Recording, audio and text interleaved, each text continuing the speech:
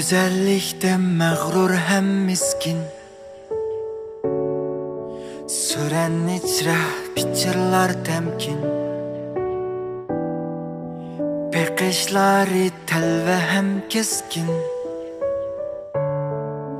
Alem ana bütülgen mikin? Bak şu gözge dünya meptundur. Yulduzga ay koyaş emrahtur. Közü yıldız çaknaydı nurlu. Kalbim taptı şundun yoruqlu. Köz kıskandı öçtü bir yıldız. Şu közlerden buldum ben yorum. Her bir kişi işilmez sırdır.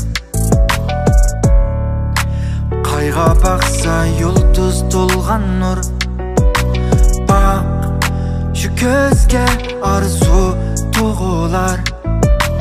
Tasübige dünya saz çalar. Közü yıldız çaknaydı nurlu. Kalbim taptı şundun yoruqlu.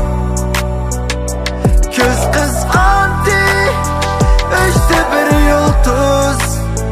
Şu gözlerden buldum ben yorum. Hey yo, K-Mami. Gözlerinde gördüm mares bir çöllük. Kızıl kumdan astıda kök kömögülür. Yanardağ mı yan yartqa kelima. Soğuk karbonat mı kat Esiyat saturan algan güzelge oralgan. Muz ve taşlar leyle varkan karçoğan. Aşu nurla meni kökge uçargan. Astronomi yani kövge toldağan. Közün aynan öz keçigi yaptı kömüş tonne. Töt agila tutup ayğı taptım ben suç koydene. Sama sana bak da temperatura kayda.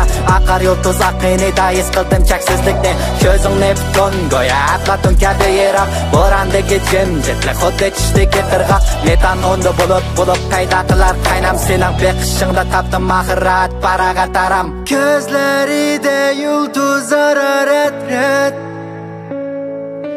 Güzellikke başalarda bet.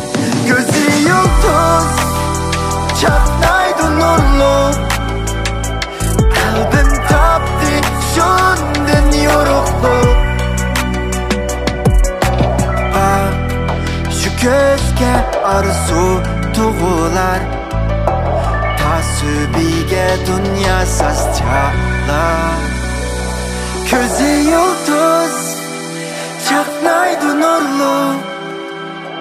Kalbim taptı şundun